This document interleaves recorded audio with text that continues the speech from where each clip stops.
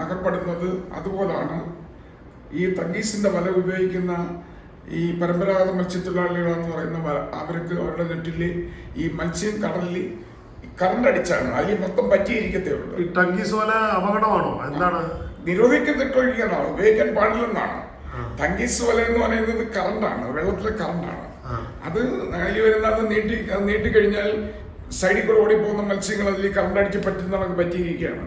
അങ്ങനെയാണ് ഈ നമ്മുടെ ഇവിടെ പരമ്പരാഗതമായിട്ട് കിട്ടിക്കൊണ്ടിരുന്ന അയില, ചാള ഇതുപോലുള്ള മത്സ്യങ്ങളുടെ വളരെ അളവിൽ കുറവ് ഇപ്പോൾ സംഭവിക്കുന്നത് വേറെ ആരും പിടിച്ചല്ല, ഇവർ തന്നെ പിടിച്ച് ഈ മുട്ടയിടുന്ന സമയത്ത് ഇവർ പറയുന്ന മൺസൂൺ കാലത്താണ് മുട്ടയിടുന്നതെന്ന് പറയുന്ന മത്സ്യത്തിന് ട്രോളിംഗ് ബോട്ട് നിരോധിക്കുന്നെങ്കിലും പക്ഷേ ഇവർ ആ സമയത്ത് ഈ മുട്ടയുള്ള മത്സ്യങ്ങൾ മൊത്തം പിടിച്ചെടുക്കുകയാണ് ഈ തങ്കീസ് വല ഉപയോഗിച്ച്.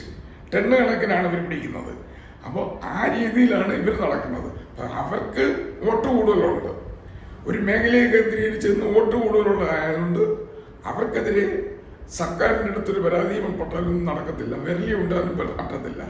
പിന്നെ അവർ ചെയ്യുന്നതിന് അവർ കൊടുത്തിരിക്കുന്ന മിഷൻ ഇതിൻ്റെ എക്സാസ് താഴോട്ടാണ്. ഒരു 10 നോട്ടിക്കൽ വരെ കടലിൻ്റെ തീരങ്ങളിൽ ഈ ഇതിൽ നിന്ന് ഒരു ഇഞ്ചിനിൽ നിന്നും 5% മുതൽ 8% വരെ ഏത് ഇഞ്ചിനിൽ നിന്നായാലും എണ്ണ എക്സാസിൽ കൂടെ കത്താതെ പോകും. അപ്പോൾ ഈ പോകുന്ന എണ്ണ ഇത് മണ്ണെണ്ണയാണ് ഇവരുപയോഗിക്കുന്നത്. ഈ എണ്ണ കടലിൽ ഈ ലക്ഷക്കണക്കിന് വെള്ളത്തിൻ്റെ പ്രവർത്തനത്തിൽ നിന്നും അത് അവിടെ മുഴുക്ക കലർന്നിട്ട് അത് ആസറ്റിനേക്കായി വലിയ ശക്തിയായിട്ടാണ് ഇത് നിൽക്കുന്നത്. ആ കടലിൽ അകപ്പെടുന്ന മത്സ്യങ്ങൾ വളരെ ജീവനോട് കൊണ്ട് പെട്ടെന്ന് ഓടി രക്ഷപ്പെടുന്ന മത്സ്യങ്ങൾ വരുന്ന മത്സ്യങ്ങൾ പെട്ടെന്ന് തന്നെയാണ് ആഴക്കടലിലോട്ട് ഓടി രക്ഷപ്പെടുന്നത്. അതിനോടൊപ്പം ഇതിൽ അകപ്പെട്ടു പോകുന്ന മത്സ്യമാണെങ്കിൽ ഇതിനകത്ത് കിടക്കുന്നത് ഇവർ പിടിച്ചെന്ന് വന്നാൽ നമുക്ക് ആർക്കും മേടിച്ച് തിന്നാൻ കൊള്ളത്തില്ല. ഒരുമാതിരി ബന്ധ മത്സ്യത്തിൻ്റെ അളവാണ് ആ മത്സ്യത്തിന്. കാരണം അതിൻ്റെ ഈ രക്തത്തിൻ്റെ അളവ് മുഴുവൻ നഷ്ടപ്പെടും ഇതിൽ കിടന്നു കഴിഞ്ഞാൽ.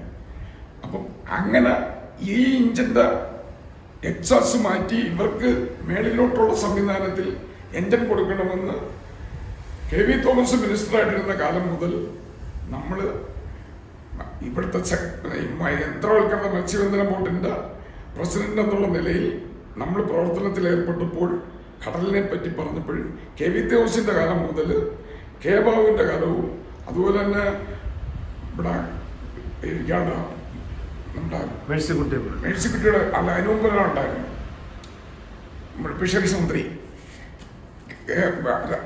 ഈ മാർക്സിസ്റ്റ് പാർട്ടിയുടെ ഈ ഫിഷറീസ് മന്ത്രിമാരെടുത്തും കോൺഗ്രസിൻ്റെ ഫിഷറീസ് മന്ത്രിമാരെടുത്തും മുഖ്യമന്ത്രിമാരെടുത്തും ഒക്കെ നമ്മൾ നിവേദനം തന്നെ വളരെ അധികം കൊടുത്തിട്ടുണ്ട്.